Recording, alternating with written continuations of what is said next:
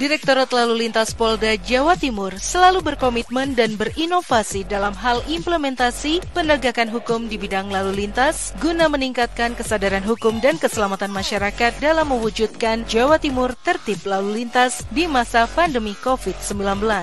Sesuai dengan kebijakan Kapolri dalam Inpres nomor 4 tahun 2013 tentang Rencana Umum Nasional Keselamatan pada pilar keempat mengenai penegakan hukum secara elektronik setelah sukses dengan program ETLE, Electronic Traffic Law Enforcement, Ditlantas Polda Jawa Timur meluncurkan INCAR 2.0.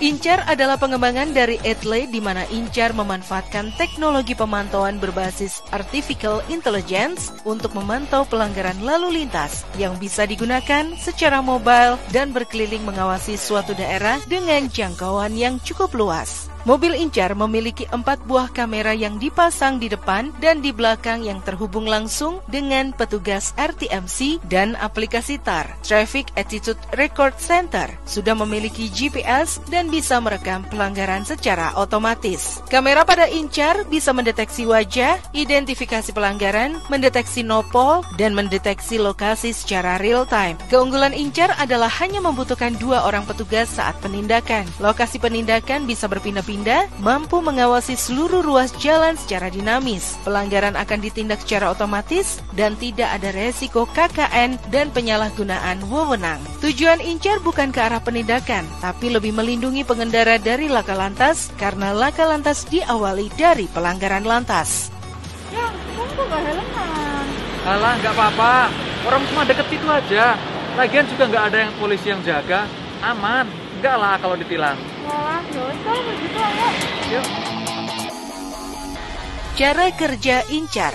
Pada saat terjadi pelanggaran lalu lintas, kamera INCAR secara otomatis akan merekam dan terhubung dengan petugas ETLE. Kemudian petugas ETLE akan mencetak surat tilang dan dikirimkan ke alamat pelanggar sesuai alamat yang ada pada eri kendaraan. Bisa juga dikirim melalui notifikasi pada aplikasi script yang sudah diunduh. Data pelanggaran dari INCAR terintegrasi pada data eri kendaraan yang bisa digunakan untuk blokir STNKB apabila pelanggar tidak membayar denda yang telah ditetapkan. Data INCAR akan digunakan untuk penandaan dan akumulasi poin pelanggaran yang bisa berdampak dicabutnya SIM pelanggar.